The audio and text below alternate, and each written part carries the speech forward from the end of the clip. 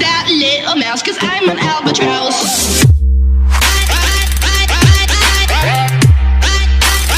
I'm an albatross.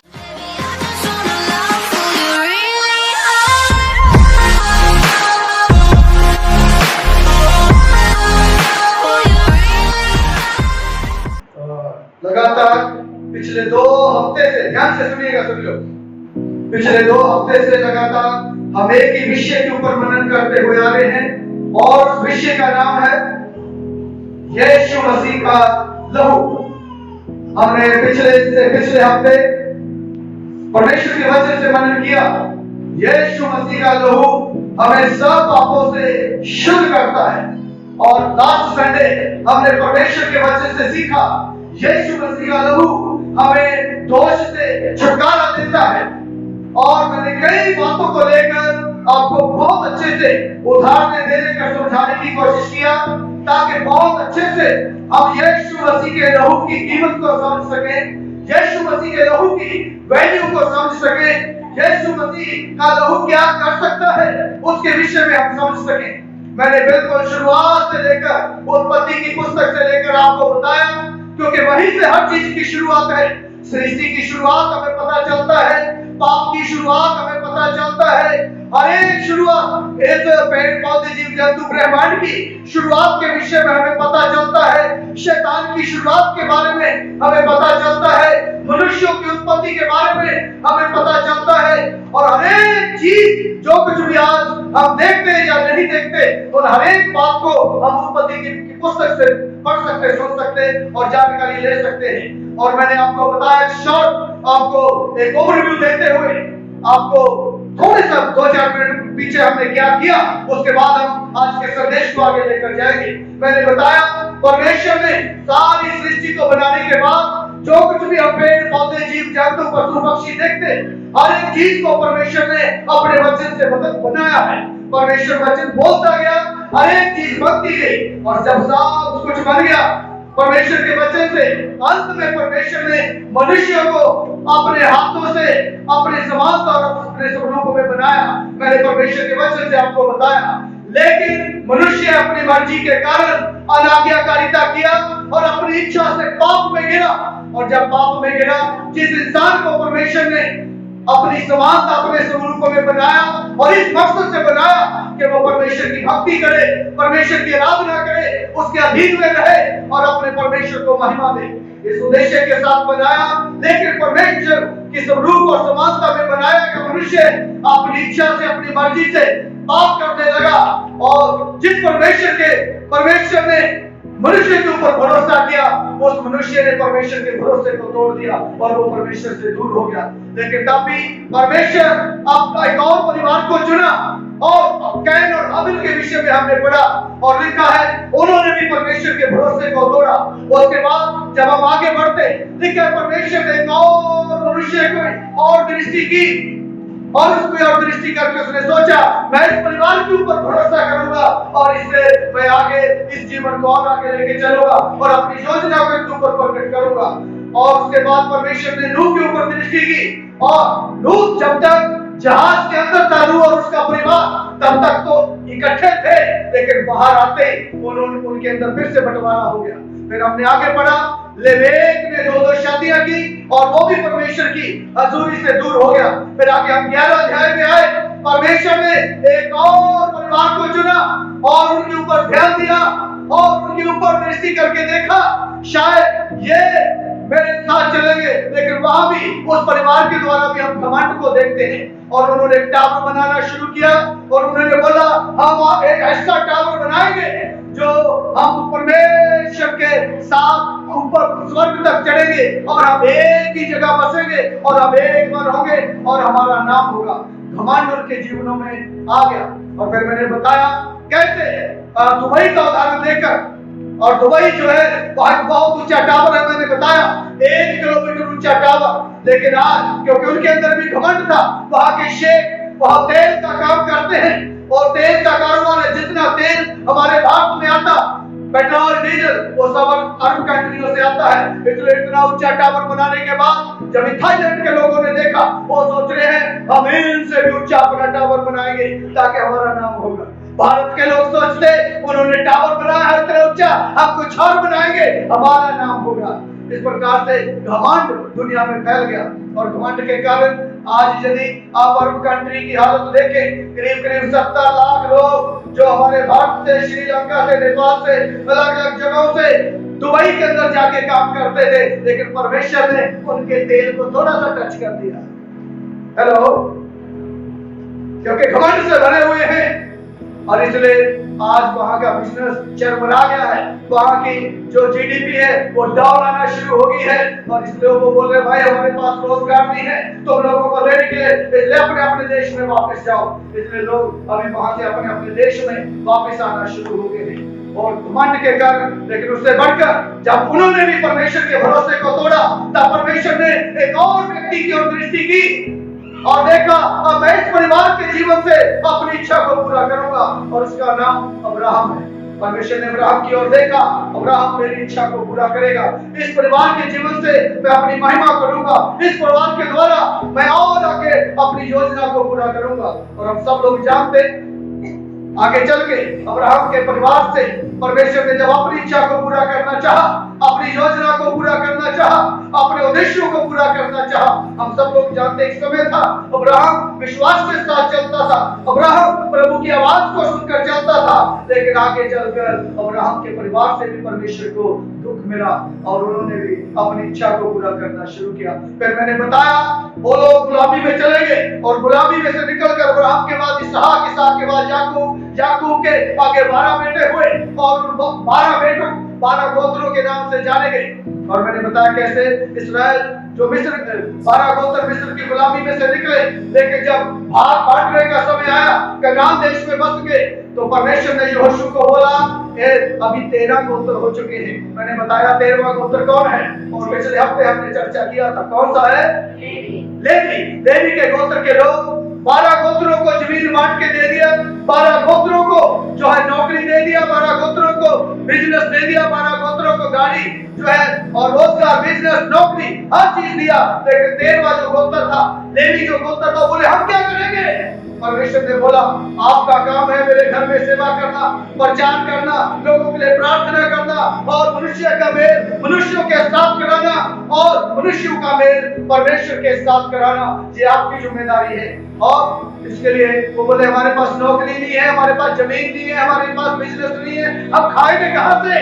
फिर परमेश्वर ने बोला कि जो 12 गोत्र हैं, ये 12 गोत्र आपकी हर एक को पूरा करेंगे। 12 गोत्र यहाँ पर भेंट लेके आया करेंगे, 12 गोत्र दशमांश लेके आया करेंगे और उन दशमांशों और उन भेंटों से आपका खर्चा चलेगा। लेकिन वहां से भी परमेश्वर को निराशा हुई, ना तो 12 गोत्रों ने अपनी जिम्मेदारी को समझा और ना ही लेवी गोत्रों ने अपनी जिम्मेदारी को समझा। इसलिए लेवियों से भी परमेश्वर को धोखा मिला, लेवियों ने भी परमेश्वर को धोखा दिया। आज हम थोड़ा सा और आगे बढ़ने की कोशिश करेंगे। फिर और जब सब जगह से परमेश्वर को धोखा मिला, तब परमेश्वर ने नबी लोगों को भेजना शुरू किया। नबियों को भेजा, जाओ मेरे लोगों को जाके बताओ मैं तुमसे प्यार करता हूँ और वापस लौट आओ, अपने अपने रास्तों पर ना चलो, अपनी मर्जी से ना चलो। और नबी जाके भविष्यवाणी करना शुरू किया, लेकिन किसी ने भी नबियों की बात नहीं सुना। फिर परमेश्वर ने जो है समस्याओं को भेजना शुरू किया उनके ऊपर, राजाओं को भेजना शुरू किया, गुलामी में भेजना शुरू किया उनको, और ताकि वो लोग चिल्लाएं मेरी दुहाई दे और मैं उनकी दुहाई को सुनकर फिर से इनके ऊपर कृपा करूं, इनके ऊपर दया करूं और ताकि ये फिर से वापस लौट आए। लेकिन किसी ने भी परमेश्वर के बात की ओर ध्यान नहीं दिया।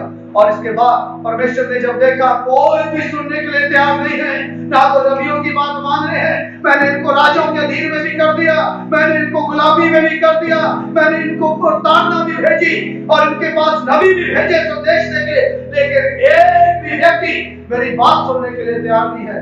तब परमेश्वर स्वयं आज से 2020 साल पहले देहधारी होकर इस दुनिया में आ गया। जो आज हम 7 दिन लिखते हैं, ये तभी से शुरू हुआ। आज जो हम तारीख लिखते, सन लिखते 2020, तभी स्वर्ग का परमेश्वर, इस सृष्टि का परमेश्वर इस दुनिया में देहधारी होकर आया और उसका नाम यीशु रखा गया। फिर उसने बोला अब ये याजकीय सेवकाई मैं निभाऊंगा, अब मनुष्य का मेल मनुष्यों के साथ और मनुष्यों का मेल परमेश्वर के साथ कराने की जिम्मेदारी मेरी है। हालेलुया। और इसके लिए क्रूस के ऊपर चढ़ के उसने मनुष्यों का मेल मनुष्यों से कराने के लिए, मनुष्यों का मेल परमेश्वर से कराने के लिए एक बहुत बड़ी कीमत को अदा करना पड़ा। तो कीमत क्या था? कीमत क्या था? क्रूस के ऊपर चढ़कर एक एक कतरा खून का पूरे मानव जाति के पापों के लिए उसने बहाया, ताकि मनुष्य एक दूसरे के साथ एक हो जाए, सहभागिता में हो जाए और मनुष्य परमेश्वर के साथ एक हो जाए। इसलिए एक एक कतरा खून का उसको बहाना पड़ा।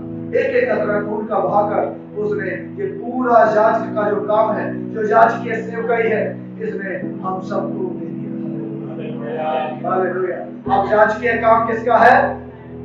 हेलो, मनुष्यों के साथ मनुष्य का मेल कराना और मनुष्यों के साथ परमेश्वर का मेल कराना, ये काम किसका है?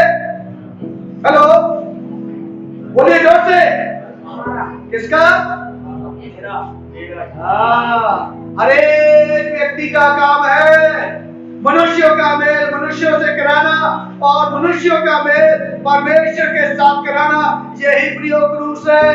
गले में डालने के लिए नहीं क्रूस, घरों में लगाने के लिए नहीं, इधर लगाने के लिए नहीं। क्रूस किसके लिए है? क्रूस का मतलब ही मेल मिलाप है।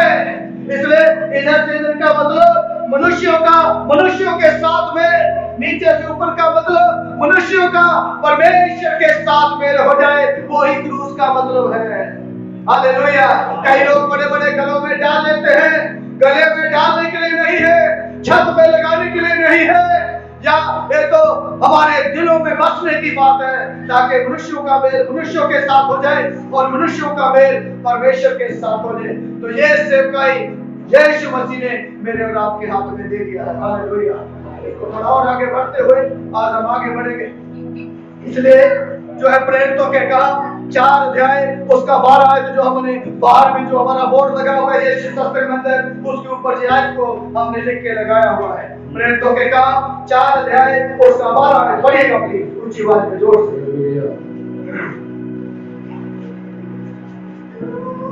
किसी दूसरे के द्वारा उद्धार नहीं है, क्योंकि स्वर्ग के नीचे मनुष्यों के बीच में कोई दूसरा नाम नहीं दिया, कोई भी दूसरा नाम नहीं दिया गया जिसके द्वारा हम उद्धार पा सके। यदि समझ में आ गया तो विश्वास करने वाले जोर से ताली बजाकर मनुष्यों के बीच में और कोई दूसरा नाम नहीं है जिसके द्वारा हम उद्धार पा सके, क्योंकि यीशु मसीह ने अपना लहू बहाकर हमें एक बना दिया, अपना लहू बहाकर हमारा मेल परमेश्वर के साथ कर दिया है। हालेलुया। और ये जांच के सेवकाई मेरे और आपके हाथ में दे दिया है। अभी ये काम तुम्हारा है, चर्च में आने वालों का है। जितने भी लोग यीशु मसीह के लहू से धुल चुके हैं, यीशु मसीह के लहू से जितने लोग शुद्ध हो चुके हैं, ये मेल मिलाप की सेवकाई आपको और मुझे देनी है। मेरे साथ एक आयत को पढ़ेगा और अच्छे से समझने के लिए प्रकाशित वाक्य की किताब उसका 5 अध्याय 7 पद से 10 आयत तक हम पढ़ेंगे। प्रकाशित वाक्य की किताब 5 अध्याय 7 पद से 10 पद तक यहाँ ऐसा लिखा है, ध्यान से सुनिएगा। उसने आकर उसके दाहिने हाथ से जो सिंहासन पर बैठा था वो पुस्तक ले ली। उस पुस्तक को ले लिया। जब उसने पुस्तक ले ली तो वह चारों प्राणी और 24 प्राचीन उस मेमने के सामने गिर पड़े। यानी कि यीशु मसीह के सामने गिर गए। उनमें से हरेक के हाथ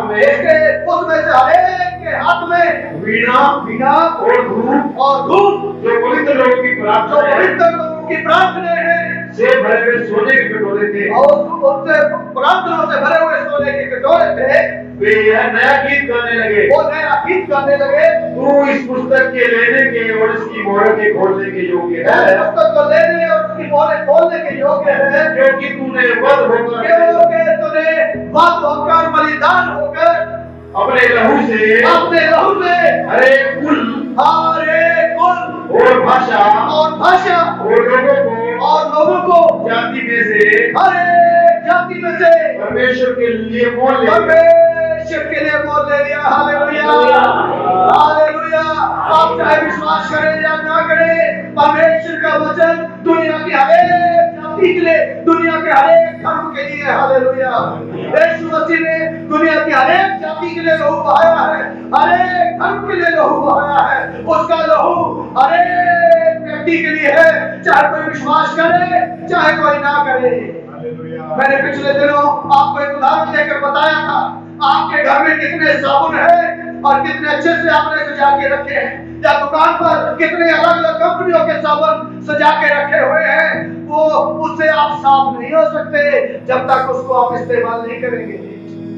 इसी प्रकार से यीशु मसीह के लहू का तभी वैल्यू है, यीशु मसीह के लहू की तभी कीमत है, यीशु मसीह का लहू तभी काम करेगा जब आप उसको अपने जीवन में अप्लाई करेंगे, जब उसको आप अपने जीवन में लेंगे, तभी वो आपको पाक साफ करेगा। हर एक जाति, हर एक भाषा, हर एक गोत्र, हर एक कुल के लोगों के लिए। हालेलुया। परमेश्वर का मेल, मनुष्य का मेल परमेश्वर के साथ और मनुष्य का मेल मनुष्यों के साथ करने के लिए ही यीशु मसीह ने क्रूस के ऊपर अपने एक कतरा खून का बहाया है। हालेलुया। इसे तो हम गीत गाते हैं, कतरा कतरा लहू बहाया है, कतरा कतरा लहू बहाया है, तेरा प्यार तूने दिखाया, कतरा कतरा लहू बहाया है, तेरा प्यार हमको दिखाया। एक एक कतरा खून का उसने क्रूस के ऊपर बहाया ताकि मनुष्यों का मेल मनुष्यों के साथ हो जाए और मनुष्यों का मेल परमेश्वर के साथ हो जाए। एक बहुत बड़ी कीमत को अदा किया है हमारे साथ मेल मिलाप करने के लिए। एक एक कतरा खून का उसने हमारे लिए बहा दिया है, हर एक जाति के लिए, हर एक भाषा के लिए, हर एक गोत्र के लिए, हर एक धर्म के लोगों के लिए यीशु मसीह का लहू है। जो भी कोई उस लहू के ऊपर विश्वास करता है वो उसके लहू से धोकर शुद्ध हो सकता है, पवित्र हो सकता है। हालेलुया। एक और आज को पढ़िएगा, इन्हीं से 2 अध्याय उसका 12 और 13 है। इन्हीं से 2 अध्याय 12 और 13। तुम लोग उस समय मसीह से अलग थे और इस्राएल के प्रजा के पद से अलग किए हुए, इस्राएल की प्रजा से अलग किए हुए थे और प्रतिज्ञाओं की वाचाओं के भागी न थे। प्रतिज्ञाओं की जो प्रतिज्ञाएं थी, जो वाचाएं थी यहूदियों के लिए, उनके भागीदार तुम नहीं थे और आशाहीन थे और जगत में ईश्वर रहित थे। पर अब मसीह यीशु में सुनिए, लिखे आशाहीन थे, ईश्वर रहित थे और प्रतिज्ञाओं के भागीदार नहीं थे, वाचाओं के भागीदार नहीं थे। तो क्या हम किसी ईश्वर को नहीं जानते थे? हेलो, क्या नहीं जानते थे हम ईश्वर को? नहीं जानते थे, क्योंकि हमारे अपने ईश्वर थे, हमारे अपने परमेश्वर थे। उस ब्रह्मांड के बनाने वाले ईश्वर को हम नहीं जानते थे। इसलिए जब उस ईश्वर को जानते ही नहीं थे तो जो उसकी प्रतिज्ञाएं हैं, जो उसकी वाचाएं हैं, जो उसके वायदे हैं, उनसे भी हम दूर थे। लेकिन अब पढ़िएगा, पर अब यीशु मसीह के लहू के द्वारा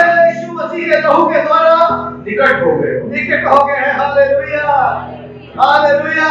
यीशु मसीह के लहू के कारण एक कतरा जो उसका खून का उसने मेरे और आपके लिए बहाया।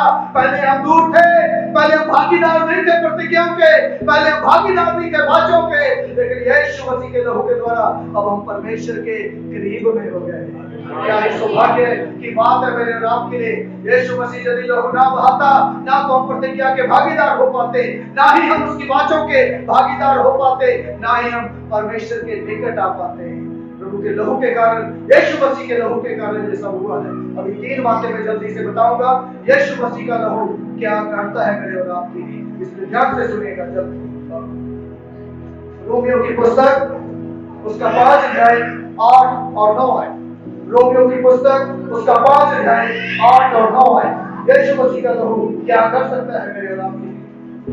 परंतु परमेश्वर हम पर अपने प्रेम की भलाई इस रीति से प्रकट करता है कि जब हम पापी ही थे तब मसीह हमारे लिए मरा।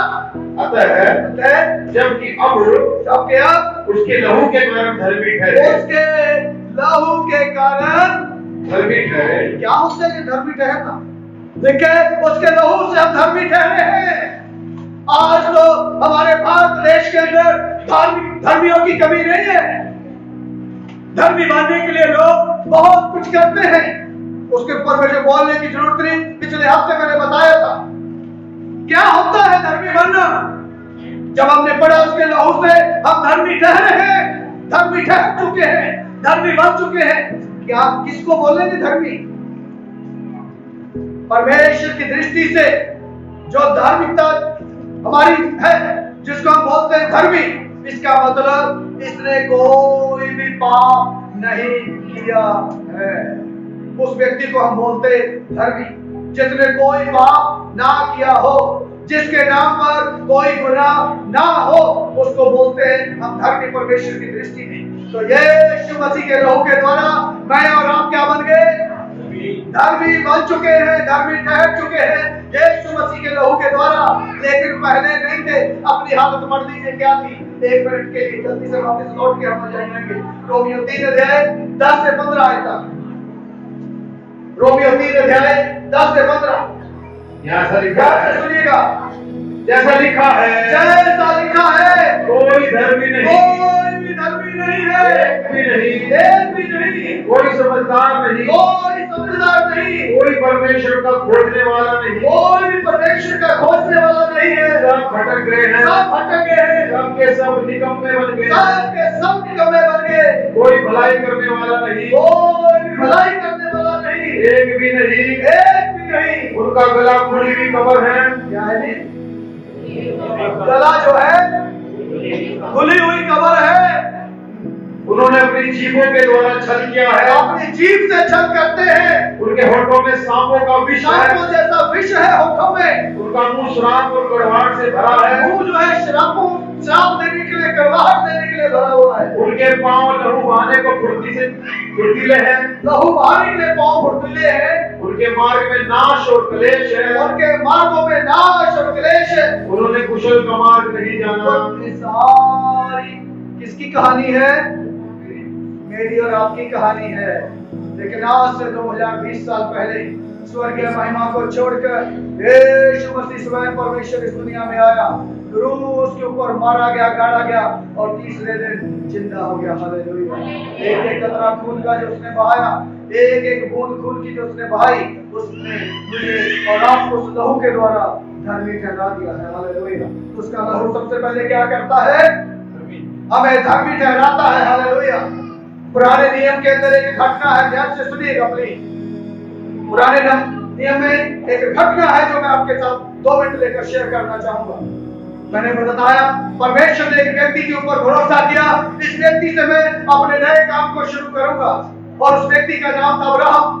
और परमेश्वर की आवाज को सुनने वाला, परमेश्वर के संग चलने वाला व्यक्ति था। इवन एक बार परमेश्वर ने बोल दिया अपने बेटे को ले जा और मोरिया पहाड़ पर ले जाकर बलि कर।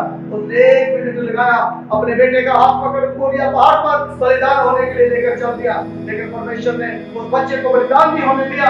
इतना ज्यादा परमेश्वर का कहना मानने वाला, परमेश्वर की आज्ञा का पालन करने वाला अब्राहम व्यक्ति था। लेकिन अब्राहम के बाद इसहाक, और जब इसहाक बूढ़ा हुआ और आगे उसके 2 बच्चे थे। और कौन से?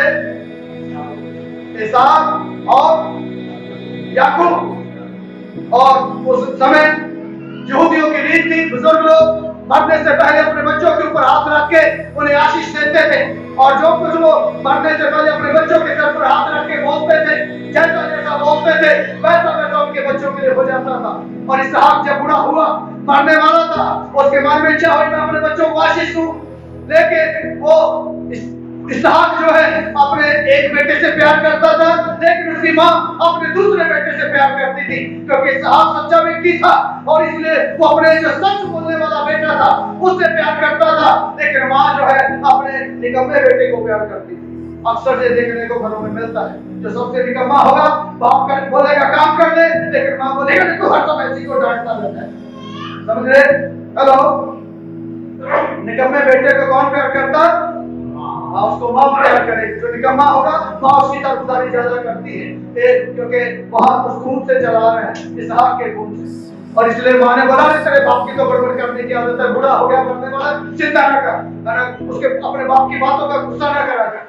और एक दिन बाप जब मरने वाला था, उसने अपने बेटे इसहाक को बोला, बेटा मेरा खाना खाने को बहुत मन कर रहा है, और इसलिए एक काम कर, मेरे लिए अच्छा सा कोई शिकार करके ले आके मुझे खिला, ताकि मैं मरने से पहले तृप्त हो जाऊं तेरे हाथ से खाना खाकर, और अपना हाथ तेरे सर पर रख के तेरे लिए आशीष दे सकूं। और ये बात उसका भाई सुन रहा था, और उसने बोला, माँ मेरा बाप दूसरे भाई को आशीष देने के लिए जा रहे हैं। वो बोले, चिंता न कर, मैंने भी 3 साल का ब्यूटी पार्लर का कोर्स किया है, और इसलिए काम करना जल्दी से फटाफट वो हेयर क्रीम वगैरह की किट मेरे पास लेके आ, ऐसा मेकअप करूंगी तेरा बाप तुझे पहचान नहीं पाएगा, चिंता न कर। बोला, माँ अगर पहचान लिया, पता चला आशीष की बदले श्राप आ गया, पता चला हाथ सर पे रखने की बजाय डंडा सर पे मार दिया तो? बोले, चिंता न कर, तेरे बाप को जानती हूँ और इतनी एक्सपर्ट हूँ, ब्यूटी पार्लर का काम करने के लिए शक्ल बदल देती हूँ, प्लास्टिक सर्जरी कर दूंगी पूरा। और सच में ब्यूटी पार्लर वालियां चेहरे बदल देती नहीं, काली कलूटी सी को भी शादी के दिन हेलो ऐसा बोल देंगी, पूरा सफेद पेंट मार मार के सफेद नजर आती। दूसरों से सुबह यही थी वो जो कल इतनी सुंदर दिख रही थी, ऐसा कर दूंगी। और इसलिए उसका भाई उसने बोला, तो एक काम कर, तेरा भाई तो जंगल में गया शिकार करने के लिए, भेड़शालाओं में जा, वहां से लेके आ, मैं बना के दूंगी, मैं तेरे बाप का टेस्ट जानती हूँ कैसा है, इतने साल उसको बना बना के खिलाया है, तेरे बाप का टेस्ट जानती हो, इसलिए मैं स्वादिष्ट बना के तुझे खिलाऊंगी, चिंता ना कर। उसके बढ़िया बकरी के बाल लगा दिए, गले में भी लगा दिए, इधर भी लगा दिए, सब जगह बाल लगा दिए, और क्योंकि उसके भाई के बाल थे, पूरा मेकअप करके इस हाथ से इस हिसाब से पहले जो है याकूब खाना लेके आ गया। बोला, पापा खाना लेके आ गया तेरे लिए, दे मुझे आशीर्वाद। खाना खाने के बाद बोला, थोड़ा पास में आ, मुझे आवाज कुछ और तरह की दिखाई दे रही है, मेरे पास आ, क्योंकि मुझे ये आवाज याकूब की लग रही है। बोला, नहीं पापा एसाऊ में। बोला, थोड़ा नजदीक में आ। नजदीक में आया, हाथ उठ लगा के देखे, अरे बाल तो एसाऊ जैसे ही है, लेकिन आवाज याकूब की लग रही है, इतनी जल्दी कैसे शिकार मिल गया? मालूम है क्या बोल रहा है? बहुत एक खतरनाक बात लिखी है, इतनी जल्दी शिकार कैसे मिल गया तुझे यार?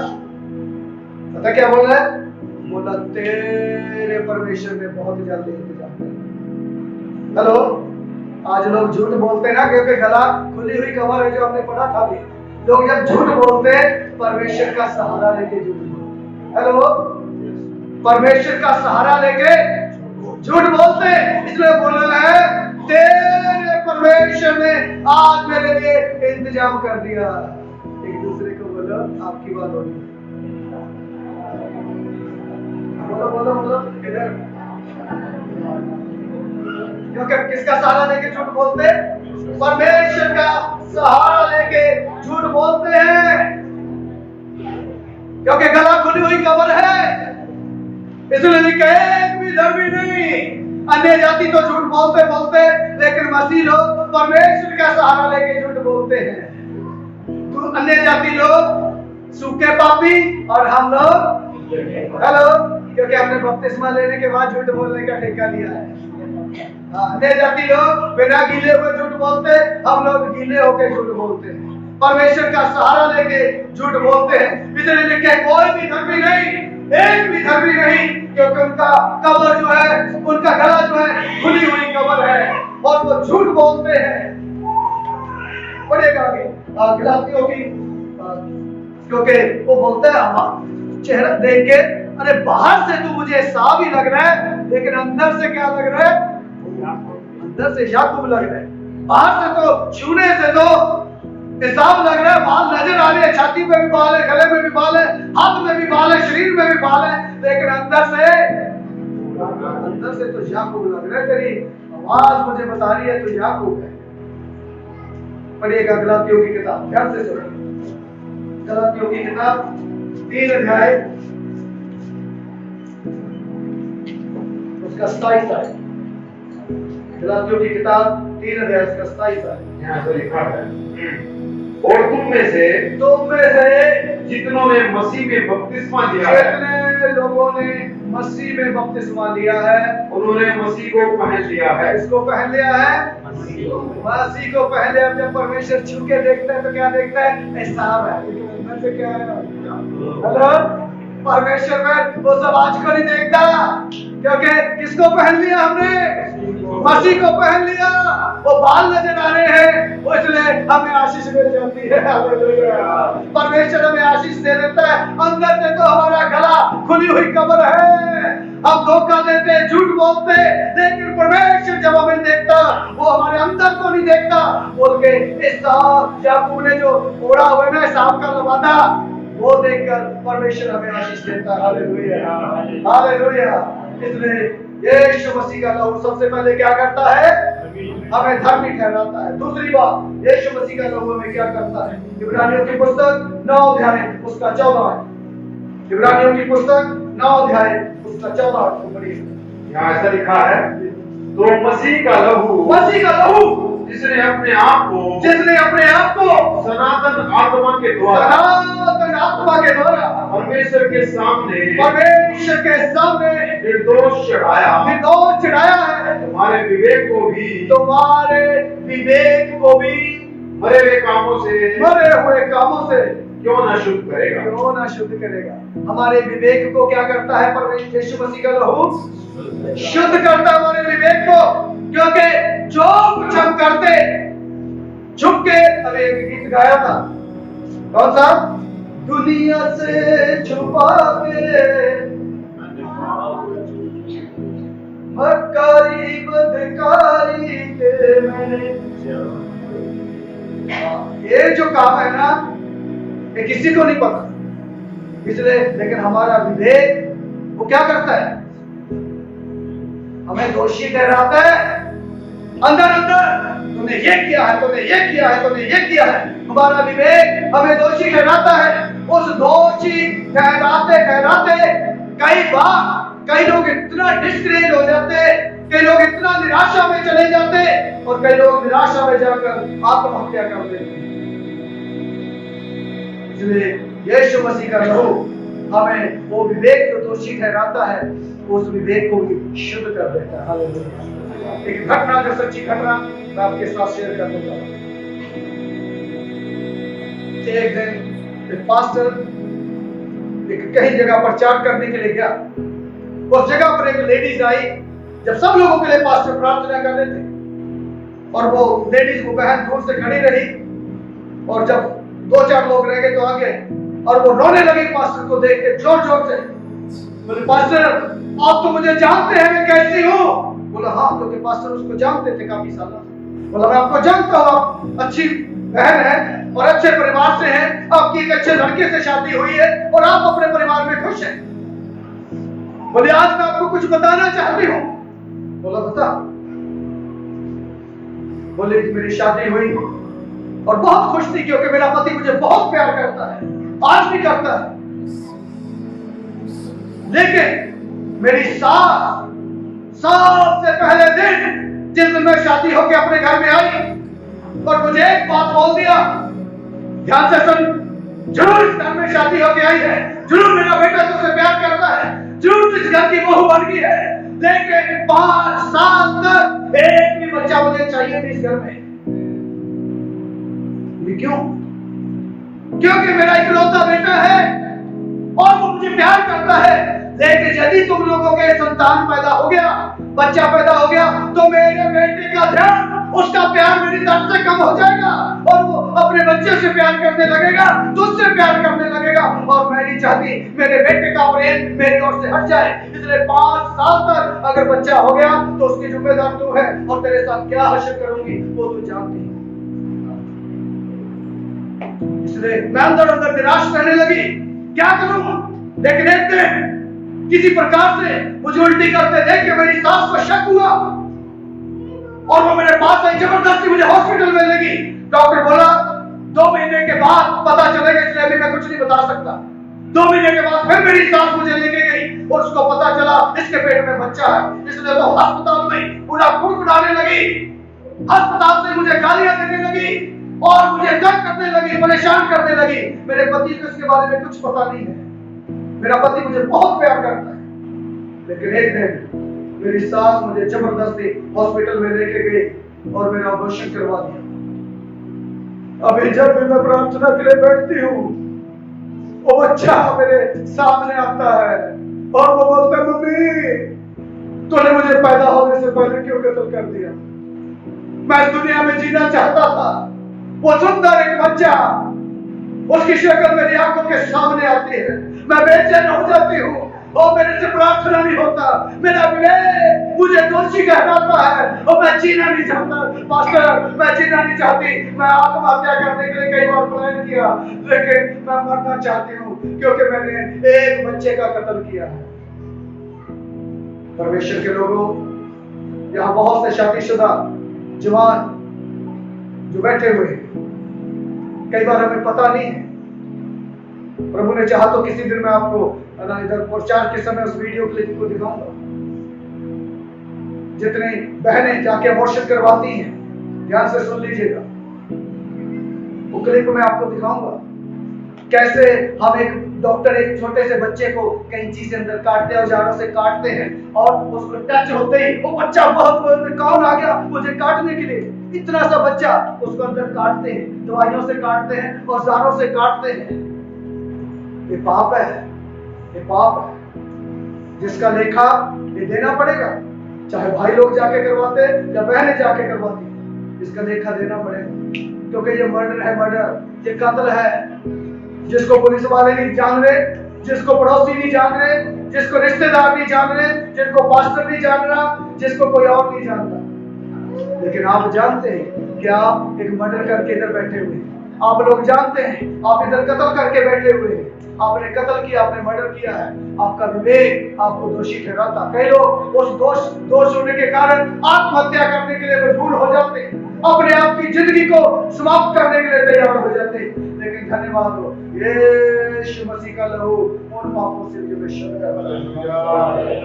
वो दोषी ठहराने वाले विवेक को भी शुद्ध कर देता है। धन्यवाद। सबसे पहली बात, यीशु मसीह का लहू क्या करता है? हमें धर्मी बनाता है। दूसरी बात, यीशु मसीह का लहू हमें क्या करता है? हमारे विवेक को, जो हमें दोषी कहलाता है, हमारा विवेक, तूने मर्डर किया है, तूने कत्ल किया है, तूने किसी का दिल दुखाया है, और जो कुछ हम करते हैं कई बार हम भूल नहीं पाते उस बातों को, लेकिन यीशु मसीह का लहू उस विवेक को शुद्ध कर देता है। तीसरी और आखिरी बात, यीशु मसीह का लहू क्या करता है? प्रकाशित वाक्य की किताब 12 अध्याय 7 पद से 11 पद तक पढ़िएगा। प्रकाशित वाक्य की किताब 7 अध्याय 12 अध्याय 7 से 12। फिर स्वर्ग में लड़ाई हुई। कहाँ लड़ाई हुई? बोलिए। हमें तो भारत पाकिस्तान की लड़ाई का पता है। उरी उरी उरी उरी करते हैं। उरी एक फिल्म भी बनी, उरी में लड़ाई हुई। जब भारत चाइना की लड़ाई लगने वाली है, चाइना रोज आके तो बॉर्डर पे, लद्दाख के बॉर्डर पे अपनी सेना को भेजता है। उन बातों का हमें पता है। ये कौन सी लड़ाई है? यहाँ भी भारत पाकिस्तान की, भारत चीन की भी लड़ाई का पता है, लेकिन स्वर्ग की लड़ाई के बारे में भी जान लें। स्वर्ग में एक लड़ाई हुई और मिकाईल जो एक स्वर्गदूत का नाम है, और उसके स्वर्गदूत अजगर से लड़ने को निकले। उससे अजगर कौन है? शैतान है, उसका पुराना नाम है अजगर। शैतान को बोलते हैं। शैतान से लड़ने के लिए निकले, और अजगर इब्लीस, शैतान और उसके दूत उससे लड़े। और उसके दूत नहीं, भूत बोलेंगे। और उसके भूत उससे लड़े, क्योंकि वो भूत है ना, भूतों का सरदार इब्लीस है, अजगर है, बाकी सब भूत है, उसकी जो सेना है। परंतु प्रबल ना हुए, परंतु प्रबल नहीं हुए परमेश्वर के दूतों के ऊपर, और स्वर्ग में उनके लिए फिर जगह ना रही। जगह नहीं रही। तब वह बड़ा अजगर, वो बड़ा अजगर शैतान, अर्थात वही पुराना सांप, और अर्थात वही पुराना सांप इब्लीस, जो इब्लीस और शैतान जो कहलाता है, इब्लीस और शैतान कहलाता है, और सारे संसार का भरमाने वाला, सारे संसार को जो भरमाता है, भटकाता है। अरे कहीं भी चले जाओ, जाना तो वही है, किसी भी सत्संग को ले लो, पहुंचना तो वही है। जो इस प्रकार से भटकाता भरमाता है, धरती पर गिरा दिया और धरती पर गिरा दिया गया, और उसके भूत उसके साथ गिरा दिए गए। उसके साथ इस धरती पर गिरा दिए गए। फिर मैंने स्वर्ग से ये बड़ा शब्द मैंने स्वर्ग से एक बड़ा शब्द सुनाई दिया मुझे, अब हमारे परमेश्वर का उद्धार, अब हमारे परमेश्वर का उद्धार और सामर्थ और राज्य और उसके मसीह का अधिकार प्रकट हुआ है, मसीह का अधिकार प्रकट हुआ है। क्योंकि हमारे भाइयों पर दोष लगाने सुनो वाला, ध्यान से, हमारे भाइयों पर दोष लगाने वाला, जो रात दिन परमेश्वर के सामने उन पर दोष लगाया करता था, गिरा दिया गया। वे मेमने के लहू के कारण, सुनो, लेकिन मेमने मतलब यीशु मसीह के लहू के कारण और अपनी गवाही के कारण उन पर जयवंत हुए। हालेलुया। किसके कारण जयवंत हुए लोग? शैतान के ऊपर यीशु मसीह के लहू के कारण, क्योंकि यीशु मसीह का लहू हमें विजय देता है। Hallelujah, hallelujah. जीतना चाहते क्या शैतान से? हेलो, कितने लोग शैतान के ऊपर जय पाना चाहते हैं? हेलो, कैसे पाएंगे?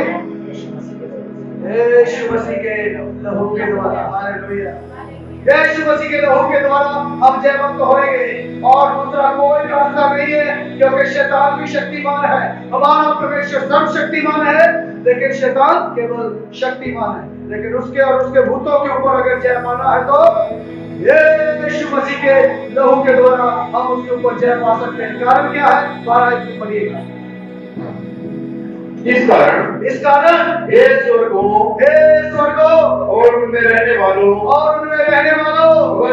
मग्न हो जाओ। हे धरती और समुद्र तुम पर हाय, क्योंकि शैतान बड़े क्रोध के साथ तुम्हारे पास उतर आया इस दुनिया में जमीन पर उतर आया है। कारण क्या, क्यों उतरा है वो भी पढ़िएगा। क्योंकि जानता है कि उसका थोड़ा ही समय और बाकी है। थोड़ा समय और बाकी है। शैतान का थोड़ा सा समय उसको मालूम है, अभी मुझे बांध दिया जाएगा और बड़े बड़े संकलों में बांध के मुझे अथाह में फेंक दिया जाएगा, और परमेश्वर के लोग मेरे ऊपर जयवंत हो जाएंगे। शैतान अपने भविष्य को जानता है, क्या होने वाला है उसका भविष्य, और इसलिए परमेश्वर अपने लोगों को जयवंत करने के लिए अपना लहू रोज के ऊपर उसने बहाया है।